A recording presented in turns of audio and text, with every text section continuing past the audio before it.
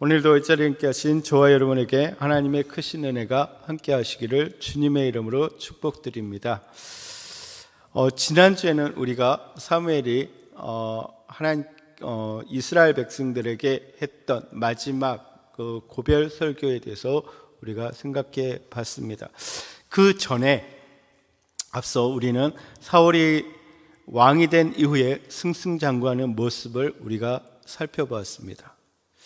그는 왕이 된 이후에 암몬과의 전투에서 승리한 이후에 명실상부 이스라엘의 초대 왕으로 사람들에게 인정받고 하나님 앞에서 세워졌습니다. 그런데 그가 왕이 되어서 이스라엘을 다스린 지 2년 되던 해에 블레셋과의 전투가 벌어지게 되는데 그 블레셋의 막강한 무기와 수많은 군사들, 그리고 이것을 보고 달아나는 이스라엘 군사들로 인해서 조급해하면서 하지 말아야 되는 일을 하게 됩니다. 그것은 늦게 오는 그 사무엘을 기다리지 못하고 자신이 화목제를 드린 것이죠. 이 일로 인해서 그는 사무엘에게 책망을 받게 되고 하나님으로부터 버림받게 될 것이라는 경고를 듣게 됩니다. 여러분, 우리가 사울이 보면 정말 하나님의 영이 임함으로부터 시작했어요. 그러니까 사울은 겸손하여서 하나님을 바라보면서 왕이 되었어요. 근데 왕이 되고 난 후에 점점점 뭐를 바라보게 됩니까? 사람을 바라보게 되었다는 거예요. 그러니까 하나님을 보고 시작했는데 점점점 가면서 뭘 보는 거예요? 사람과 환경을 보기 시작한다는 거예요.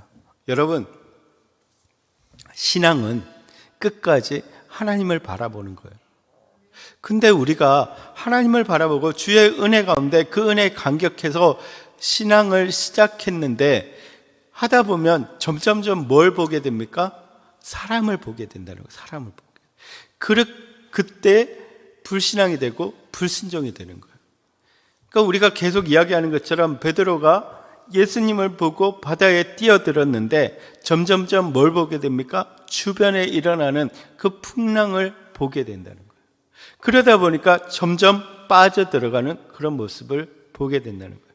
여러분, 우리가 정말 사람들을 보기 시작하고 환경을 보기 시작하고 상황들을 보기 시작하면 점점점 우리는 신앙에서 침체되는 것을 볼 수가 있습니다. 여러분, 우리 눈에 이제 신앙을 시작할 때는 우리가 정말 맑은 영으로 하나님을 바라보면서 시작할 때 우리 눈에 자꾸만 환경과 사랑과 모든 그 상황들이 눈앞에 가려서 우리의 눈을 가리게 되는데 여러분, 계속 기도해야 돼요.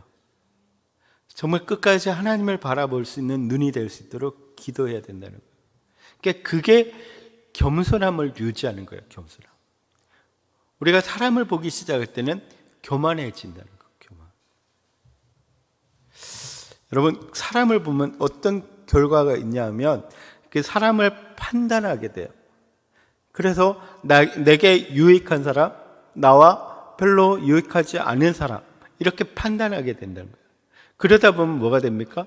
내가 판단자의 입장에 서게 되는 거예요. 그게 교만이라는 거죠. 여러분, 끝까지 하나님을 믿고 가는 여러분 되시기를 주님의 이름으로 축복드립니다. 그래서 사울은 사무엘에게 책망을 받고 하나님으로부터 버림받는 경고를 받게 되고, 게다가 블레셋을 급습한 요나단을 자신의 무리한 맹세로 인해서 죽일 뻔하게 되는 그런 일을 벌이게 되는 거죠. 이런 일련의 일들로 인해서 사울은 점점점 내리막길, 몰락의 길을 걸어가게 되었습니다. 그 와중에 사울이 하나님께 완전히 버림받게 되는 사건이 일어나게 됩니다. 그것이 15장의 내용입니다. 근데 15장 2절을 보시면 하나님께서는 아말렉이 이스라엘 백성들이 애굽에서 나올 때 이스라엘에게 대적한 일로 인해서 그들에게 속한 모든 것들, 그러니까 모든 사람들, 아이들, 요아와 소와 양과 낙타와 나귀까지 다 죽일 것을 명령합니다. 그러니까 죄의 요소가 될 만한 것들은 다 죽이라는 거예요. 그러니까 죄에 대해서는 끝까지 하나님께서 반드시 보응한다는 거죠. 그러니까 이스라엘 백성들이 애굽에 나왔을 때, 애굽에서 나왔을 때 이제 길을 걸어갈 때 뒤에서 공격한 것이 아말렉 민족이었어요. 그 일로 인해서 하나님은 끝까지 그것을 책임을 물으신다는 거예요. 죄에 대해서. 그래서 사울은 그 명령에 따라서 보병 20만과 유대인 10,000명을 데리고 그들을 치게 되는데, 그때 이제 갠 사람들을 제외시키는 것을 볼 수가 있습니다. 이 갠 사람들은 모세의 장인 이드로의 가족과 친척들을 이야기합니다. 그러니까 이들은 이스라엘 백성들이 광야길을 걸어갈 때 안내자 역할을 했고 많이 도와줬어요. 그렇기 때문에 하나님 갠 사람들을 보호하라고 말씀하셨기 때문에 이 사울이 가서 갠 사람들을 불러내서 다른 곳으로 가라고 이야기를 하게 됩니다. 그러니까 지금 보시면 아말렉은 이스라엘에 대해서 대적했기 때문에 하나님이 치시라고 그러고, 갠 사람들은 이스라엘 백성들을 도왔기 때문에 하나님께서 보호하고 살려두라고 말씀하시는 거예요. 그러니까 하나님께 대해서, 하나님과 하나님의 백성에 대해서 선대하는 사람들에게는 하나님이 복을 주시고, 하나님을 대적하는 사람들에게 대해서는 하나님은 벌하신다라는 거예요. 그러니까 하나님은 이거에 대해서 철저하시다라는 거예요. 여러분, 우리가 하나님 앞에서, 그러니까 하나님의 사람들, 하나님 앞에서 우리가 정말 서로 돕는 우리가 되어야 된다는 거예요. 서로 이렇게 잘해주는. 그러니까 하나님이 그것을 기억하신다는 거예요. 기억하신다.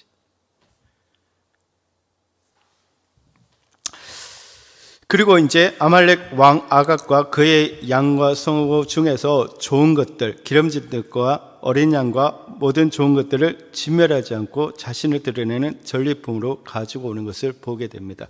그러니까 하나님께서 아말렉 민족을 다 치라고 이야기를 했는데, 개인 사람을 살려준 것까지는 좋았는데, 아말렉 민족을 다 치지 않고 자기 눈에 좋은 것, 그러니까 아각을 살려두고 자기 눈에 좋은 것들을 다 가지고 돌아오게 된다는 거예요. 그러니까 자신이 전쟁에 나가서 승리한 것을 갖다가 사람들에게 자랑하기 위해서 아각을 살려서 끌고 오는 거예요. 그리고 그 중에서 좋은 물건들을 다 가지고 오는 거죠. 전리품으로. 그러니까 자신을 드러내고 싶다는 거예요. 그러니까 사울은 끝까지 누구를 본 거예요? 사람들을 본 거예요. 사람들에게 칭찬받는 것이 그의 주된 그 목표가 됐다는 거예요. 목표. 그래서 이 일로 인해서 하나님께서는 그를 왕으로 세우신 것에 대해서 후회하셨다는 거예요. 후회하셨다. 그리고 사무엘은 근심하며 하나님께 부르짖게 됩니다. 그런데 사울의 그 실수는 여기서 끝나지 않고, 실수라기보다는 악행이라고 이야기를 할 수 있죠. 그 불순종의 모습은 여기서 끝나지 않고 갈멜에 자신을 드러낼 기념비를 세우게 됩니다. 그러니까 자신의 전승비를 세우게 되는 거죠. 그러니까 하나님께 영광을 돌리고 하나님 앞에 나와야 되는데 그렇지 않고 자신을 드러냈다는 거예요. 자신. 이에 사무엘이 사울에게 가서 사울 자신은 하나님의 명령에 따라 아말렉 왕 아각을 끌고 온 것이고 그 중에 좋은 것으로 제사를 드리기 위해서 소와 양을 가지고 온 것이라고 변명하는 그에게 사울이 여호와의 말씀을 저버렸기 때문에 하나님께서도 그를 버리셨다라는 하나님의 말씀을 전하게 됩니다. 근데 사무엘이 딱 왔으면 사울이 정말 후회하면서 회개하면서 하나님 앞에 잘못을 빌어야 되는데 자기는 하나님 말씀대로 행했다는 거예요. 하나님 말씀대로 행해서 아각을 살려왔고, 그리고 백성들이 원하기 때문에 나는 이 좋은 것들을 가지고 왔다는 거예요. 그리고 하나님께 제사 드리기 위해서 가지고 왔다는 거예요. 자기 변명을 하고 있는 거예요. 그러니까 사무엘이 너는 하나님 말씀을 저버렸다는 거예요. 그렇기 때문에 하나님도 너를 버렸다는 거예요. 여러분 기억하십시오. 하나님이 하나님의 말씀을 버렸을 때 하나님도 그를 버리신다는 거예요. 그러니까 하나님을 존대하고 하나님을 높이면 하나님께서 그 영광 가운데 그에게 복을 주시지만 하나님을 만홀히, 그러니까 그냥 귀찮게 여기고 하찮게 여기면 하나님도 그를 버리신다는 거예요. 이 와중에 순종이 제사보다 낫고 듣는 것이 수양의 기름보다 낫다라고 하는 그 말씀을 주셨다라는 거예요. 여러분, 순종이 제사보다 낫다라는 거예요. 하나님이 진짜 원하시는 건 무엇입니까? 우리의 삶에서 하나님께 순종하는 것입니다. 물론 우리가 이 제사가 중요하지 않다라는 게 아니에요. 제사는 그 이스라엘 백성들에게 있어서 생명과 같은 거예요. 예배는 우리 그리스도인들에게 있어서 생명과 같은 거예요. 우리는 예배를 위해서 부름을 받은 사람들이에요. 그죠? 하나님께 영광 돌리는 거예요. 근데 그것보다 하나님이 더 귀하게 생각하는 게 뭐라는 거예요? 삶에서 순종하는 거라는 거예요. 그걸 더 귀하게 생각한다는 거예요. 그러니까 우리가 하나님 앞에 와서 진짜 예배 드리는 것도 중요하고 그 말씀을 가지고 가서 삶의 현장에서 그 말씀을 실천하는 것이 너무 중요하다는 거예요. 여러분 되시기를 바랍니다. 근데 우리는 그렇지 않잖아요. 이렇게 보면은 주일날 예배 딱 드리고 나면 나가는 순간 뭘 잊어버립니까? 본문을 잊어버립니다. 하루 지나면 제목을 잊어버립니다. 이틀 지나면 뭘 들었더라 그러시죠. 근데 놀라운 거는 그렇게 다 잊어버리시는데 또 그 상황이 되면 기억이 나요. 그죠? 안 납니까? 나지요? 네. 그 말씀대로 해보는 것이 너무 중요합니다. 그래서 우리 정말 말씀을 순종할 수 있는 여러분 되시기를 주님의 이름으로 축복드립니다. 이에 다급해진 사울은 자신이 진정으로 하나님의 말씀을 어기고 전리품에 욕심을 냈고 자신의 전공을 과시하기 위해서 기념비를 세우려고 했던 것을 진정으로 회개하지 않고 자신의 잘못을 자신들의 군사들과 백성들에게 전가시키려고 했습니다. 끝까지 회개하지 않는 그의 모습을 볼 수가 있습니다. 게다가 사무엘에게 자신과 함께 백성들에게 돌아가서 전쟁에서 승리한 것에 대해 제사를 드리고자 제안까지 하게 됩니다. 그러니까 끝이 없는 거예요. 끝이. 이에 사무엘은 그의 요구를 거절하고 사울을 떠나 라마로 가려고 했습니다. 근데 이 더 다급해진 사울은 사무엘의 자비를 구하기 위해서 사무엘의 겉옷자락을 붙잡았습니다. 이 과정에서 사무엘의 옷이 찢어지고 맙니다. 근데 어떻게 보면 이것이 굉장히 사소한 일로 보이지 않습니까? 사무엘의 옷이 찢어졌다. 근데 왜 성경에서 이것을 기록하고 있을까요? 그것은 어떤 상징적인 것을 보여주기 위한 거죠. 그러니까 사무엘의 옷이 찢어졌다는 것은 이제 사무엘과 사울의 관계가 찢어진 것을 보여주고 있습니다. 이 이후로 사무엘은 사울을 만나지 않습니다. 그는 완전히 등 돌리게 되는 그런 모습을 보여주고 있습니다. 결국 이들의 관계는 파국으로 끝나게 되었다라는 것입니다. 15장 28절에서 사무엘은 사울에게 더 강력한 선언을 하게 되는데 그것은 여호와께서 이스라엘 나라, 즉 이스라엘의 왕권을 사울에게서 그의 이웃에게 주겠다고 말씀하고 있습니다. 여러분, 왕권은 누구에게 주어집니까? 그의 아들에게 주어집니다. 그런데 지금 사울도 끝나지만 사울의 그 왕권이 그 자신에게서 끝나버린다는 거예요. 요나단에게 주는 것이 아니라 누구에게? 다윗에게 넘겨갈 것에 대해서 말씀한다는 거죠. 여러분, 그래서 우리가 참 중요합니다. 우리 부모들이 참 중요하다는 거예요. 그러니까 우리 부모님들이 정말 축복의 통로가 되어야 된다는 거예요. 통로가. 우리가 하나님 앞에 바로 서 있으면 우리 자녀들이 여러분을 통해서 복을 누리게 됩니다. 물론 그들이 해야 되는 일도 분명히 중요하지만 이 부모님들이 그 축복의 통로가 되는 것이 너무 중요하다라는 거예요. 여러분들이 정말 축복의 통로가 되시기를 주님의 이름으로 축복드립니다. 저도 생각을 해보면 저희 어머니 덕분에 사는 것 같아요. 또 위에 가보면 저희 할머니 때문에 정말 많은 복을 누리는 것 같아요. 저희 어머니가 정말 우리가 오시는 교육자마다 너무너무 잘생기셨거든요. 그런 모습들을 통해서 저는 실제적으로 그분들한테 도움을 많이 받았어요. 진짜.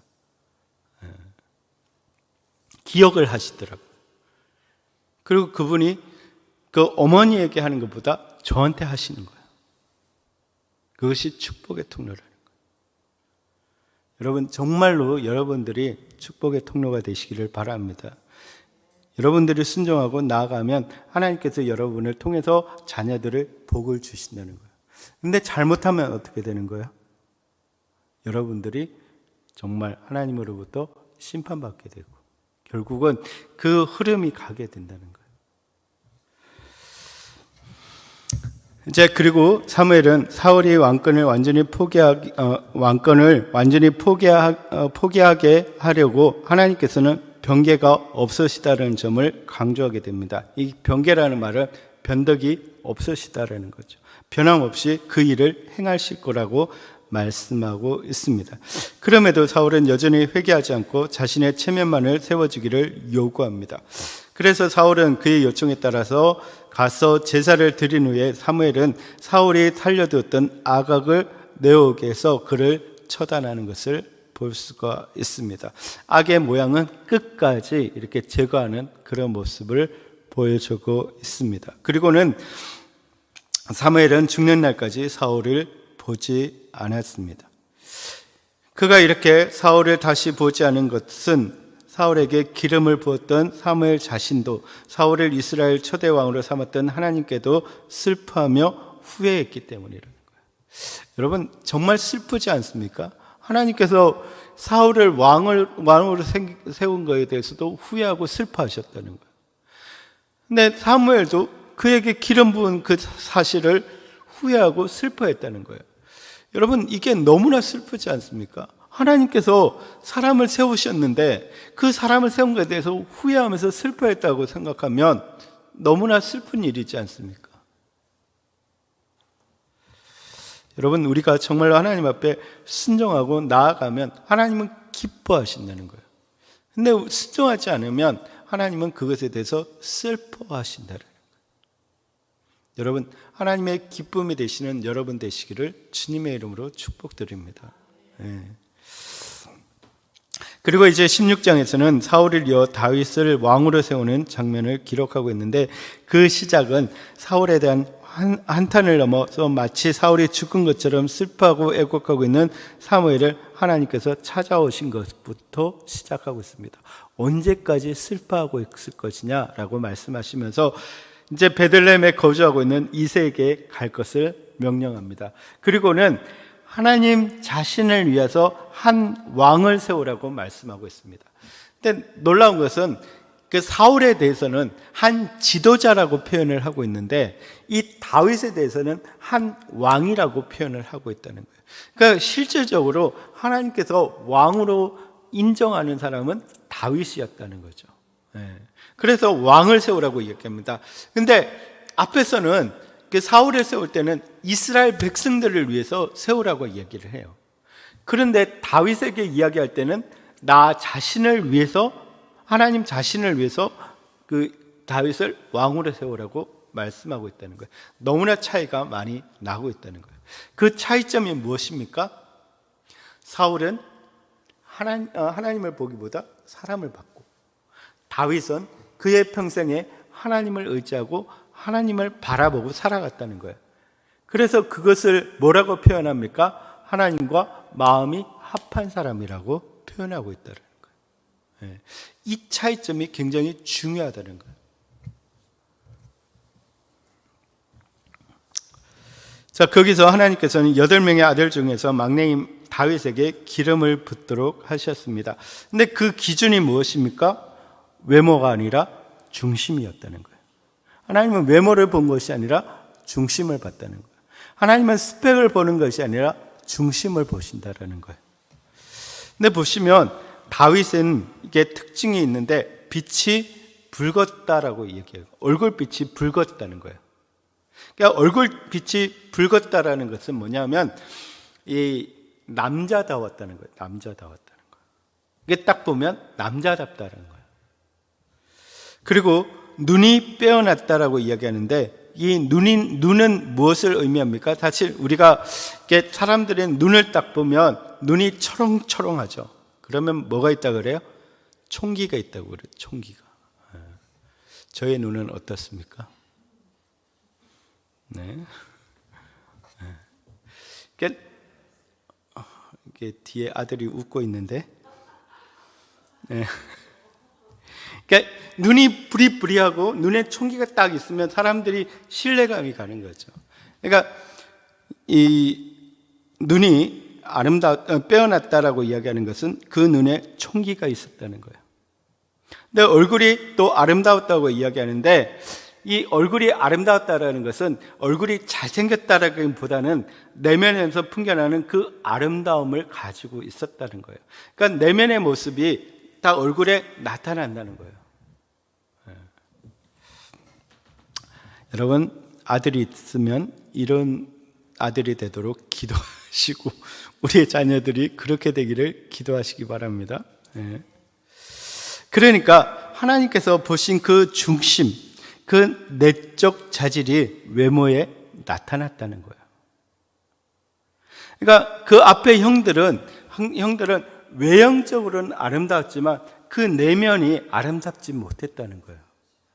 근데 다윗을 보니까 그 내면이 아름다운 거예요. 그것이 얼굴로 나타났다는 거예요.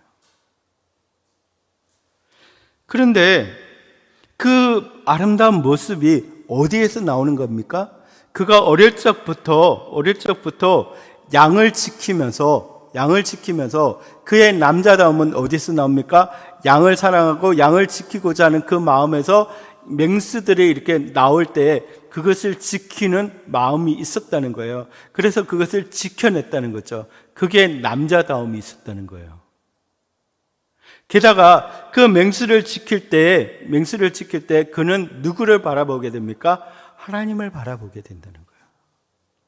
그러니까 하나님께서 자신을 통해서 이 양을 지켜주심에 대해서 믿고 그 양을 지켰다는 거예요. 뒤에 나오는 고백들을 보면. 그러니까 하나님께서는 오랫동안 다윗을 지켜보신 거예요.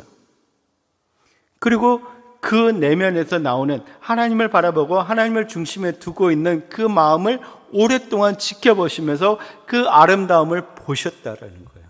그래서 그의 중심을 보셨다라고 말씀하고 있다는 거예요. 여러분, 하나님을 우리가 바라보고 의지하고 나아가면 우리의 중심 가운데 아름다움이 드러난다는 거예요. 여러분, 우리도 잘 느끼잖아요. 정말 기도하시는 분, 정말 그 신앙적으로 하나님께 가까이 가려고 힘쓰고 애쓰시는 분의 얼굴을 보면 다르잖아요. 안 다릅니까? 다르죠. 그러니까 목사님들도 보면 그렇잖아요. 어떤 목사님은 그러시더라고요. 그분은 설교를 잘 못하셔도 그분이 올라가는 모습만 봐도 은혜가 된다는 거예요. 그분이 강대상에 올라가는 모습만 봐도 은혜가 되는 거예요. 눈물이 나는 거예요. 그래서 그 목사님 별 얘기 하지 않고 정말 예수님 잘 믿으세요 라고 그 한마디만 해도 사람들의 마음을 움직이는 거예요. 그 말의 힘이 어디 있다는 거예요? 중심에 있다는 거예요. 중심에. 그 중심은 뭘 가지고 있기 때문에? 하나님을 믿는 믿음을 가지고 있기 때문에, 하나님을 바라보는 그 마음이 있기 때문에, 그 묵직함, 그게 진짜 하나님께서 보시는 거라는 거예요. 여러분, 정말 그 마음에 정말 묵직한 그 믿음의 모습을 여러분 가지기를 주님의 이름으로 축복드립니다. 이게 가벼운 거 말고 묵직한. 하나님은 그를 왕으로 세우도록 하셨다라는 거예요. 그래서 17장은 그가 왕으로서 자격이 있음을 증명하는 일을 기록하고 있는데 그 유명한 골리앗과의 싸움입니다. 그는 골리앗과의 전쟁을 만류하는 사울에게 이렇게 고백합니다. 17장 37절을 보시면 또 다윗에게 이르되 여호와께서 나를 사자의 발톱과 곰의 발톱에서 건져내었은즉 나를 이 블레셋 사람의 손에서도 사울에게 이르되 그 여호와께서 나를 사자의 발톱과 곰의 발톱에서 건져내었은즉 나를 이 블레셋 사람의 손에서도 건져내시리이다. 사울이 다윗에게 이르되 가라, 여호와께서 너와 함께 계시기를 원하노라. 그러니까 너무 작고 골리앗을 상대하기는 너무 어려워요. 자기의 갑옷을 줬는데도 불구하고 뭐예요? 맞지 않는 거예요. 그래서 너 가지 마, 너 가면 죽어 라고 이야기하는 그 사울에게 다윗은 지금까지 자기가 목동으로 있을 때 맹수들과 싸웠다는 거예요. 근데 하나님께서 그 맹수들에게서 자신을 지켜주셨다는 거예요. 그러니까 지금까지 믿음의 경험을 했다는 거예요. 그래서 저 골리앗도 그들과 같이 될 것이라고 고백하고 있는 거예요. 얼마나 남자답습니까? 얼마나 아름다운 모습을 가지고 있습니까? 그랬더니 사울이 하나님이 너와 함께 하시기를 원한다고 가는 거예요. 그는 골리앗 앞에서도 마찬가지였습니다. 17장 47절을 보시면 또 여호와의 구원하심이 칼과 창에 있지 아니함을 이 무리에게 알게 하리라. 전쟁은 여호와께 속한 것인즉 그가 너희를 우리 손에 넘기시리라. 여러분 보시면 이 전쟁이 분명한 목적이 있는데 너와 나 사이의 그 싸움은 분명한 목적이 있다는 거예요. 그 목적이 뭐라는 거예요? 여호와의 구원하심이 칼과 창에 있지 않음을 이 무리로 알게 하셨다라는 거예요. 여러분 우리가 신앙생활 하면서 우리에게 닥쳐진 고난과 어려움, 큰 장애물이 나타났을 때 거기에는 분명히 뭐가 있다는 거예요? 목적이 있다는 거예요. 그 목적이 뭐라는 거예요? 하나님의 역사심, 하나님의 전능하심을 드러내 보인다는 거예요. 여러분, 우리가 고난당했을 때, 힘든 상황을 맞이했을 때 우리가 고백해야 되는 말씀이 이거라는 거예요.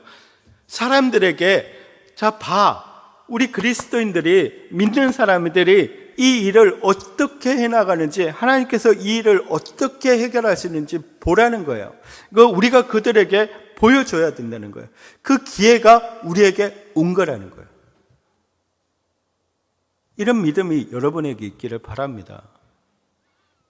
그러니까 너와 나의 싸움은 승리하고 지고 이 싸움이 아니라는 거예요. 이미 승리한 거예요. 그죠? 근데 그 다른 목적이 있다는 거예요. 너를 이기는 게 목적이 아니라 이김을 통해서 하나님의 영광을 드러내는 것이 목적이라는 거예요. 이게 믿음이라는 거예요. 이게 믿음. 우리는 자꾸 이기는 데만 급급하잖아요. 근데 우리가 생각해야 되는 건 뭐예요? 그거 이후에 하나님께서 이것을 주신 목적을 기억해야 된다는 거예요. 이게 그 분별력이라는 거예요. 상황을 볼 수 있는 눈이고 능력이라는 거예요. 그리고 다윗은 만군의 여호와의 이름, 이스라엘 군대의 이름을 가지고 나아가게 됩니다. 그리고 이 모든 일의 결과는 하나님께 있음을 믿었고 그래서 승리하게 됩니다. 여러분, 다윗의 무기는 무엇이었을까요? 물맷돌, 칼, 창 아니었어요. 그의 무기는 하나님이었어요. 이게 중요하다는 거예요. 우리의 살아가는 무기는 무엇입니까? 하나님이죠. 우리가 뭘 가지고 세상을 살아가겠습니까? 우리 권사님들 힘으로 뭐가 되겠습니까? 이제 조금만 움직여도 허리가 아프신데 지혜로? 안 되죠. 우리가 세상을 이길 힘은 하나님밖에 없다라는 걸 분명히 기억하는 우리가 되시기를 바랍니다. 그런데 골리앗을 이기고 요나단과 사울의 마음을 얻어 전쟁에 나가서 언제나 승리하게 될 때 사울이 죽인 자는 천천히요, 다윗은 만만이라고 칭송하는 사람들로 인해서 사울의 시기를 받게 됩니다. 그러니까 사울은 여전히 어디에 머물러 있습니까? 사람들에게 머물러져 있어요. 시선이. 그 사람들이 어떻게 반응하는가에 굉장히 시선이 고정되어 있다는 거예요. 그날 이후 사울은 다윗을 주시했습니다.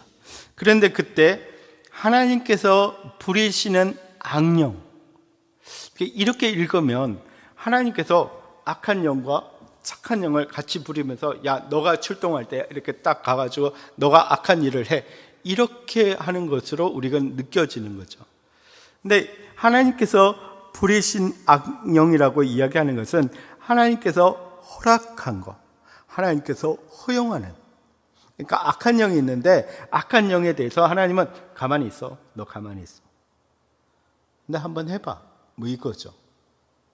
그러니까 허용하는 거예요. 하나님이 너 악한 일 해 이렇게 하는 게 아니라 약간 허용하는 거죠. 다 악한데 허용하는 거죠. 근데 그 악한 영이 사울에게 임하게 되는데 강하게 임하게 되었다는 거예요. 근데 그래서 자신의 옆에서 수금을 타고 있는 다윗을 향해서 손에 든 단창을 던지게 됩니다. 근데 한 번만 던진 게 아니라 두 번을 던졌어요. 근데 손에 든 단창이요, 사울 역시 전쟁에 능한 사람이었어요. 그렇기 때문에 이 단창을 손에 들고 던질 때 백발백중이에요. 그리고 바로 옆에서 하고 있기 때문에. 근데 다윗이 피했다는 거예요.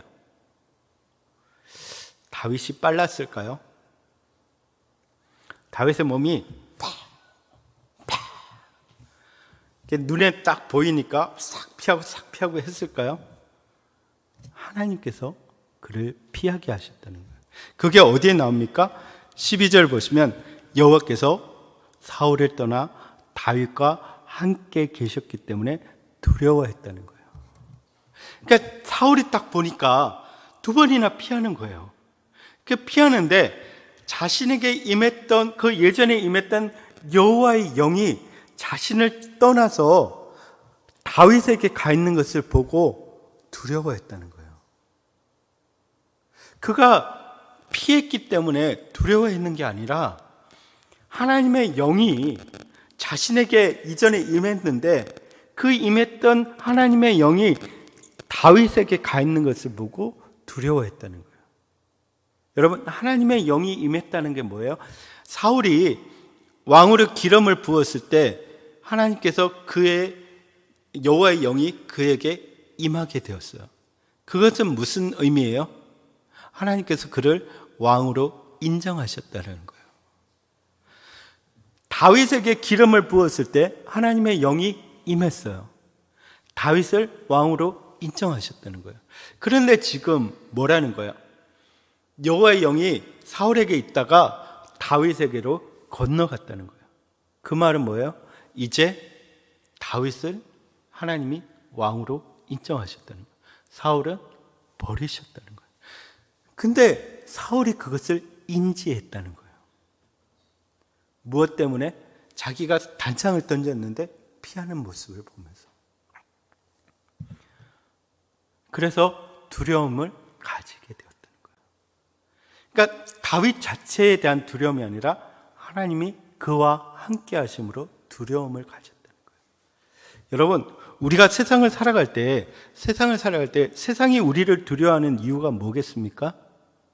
하나님이 우리와 함께 하심을 볼 때라는 거예요. 여러분, 요셉이 팔려가 가지고 이제 일을 할 때 사람들이, 그 종으로 일을 할 때 사람들이 뭘 봅니까? 그가 지혜롭게 하는 것을 보게 돼요. 근데 그 지혜롭게 할 때 하나님께서 함께 하실 때 모든 일이 형통한 것을 보게 됐다는 거예요. 그러니까 하나님을 알지 못하는 세상의 사람들이 요셉을 보면서 하나님이 계시고 하나님이 요셉과 함께 하시는구나 라고 생각했다는 거예요. 그래서 요셉을 두려워하는 거예요. 그러니까 우리가 살아갈 때 하나님이 우리와 함께 하심을 보여주면 그 세상 사람들이 본다는 거예요. 그러면서 이 사람은 진짜 하나님의 사람이구나, 하나님을 믿는 사람이구나 하면 세상의 사람들이 그 사람을 두려워한다는 거예요. 우리를 두려워한다는 거예요. 여러분, 그래서 세상에 감당치 못하는 그리스도인이 되어야 된다는 거예요. 여러분, 우리가 그런 삶을 살아가는 우리가 되시기를 바랍니다. 보시면 그렇잖아요. 사울이 딱 보니까 자기의 있던 여호와의 영이 다윗에게 건너갔다. 그게 보였다는 거예요. 그래서 두려웠다는 거예요.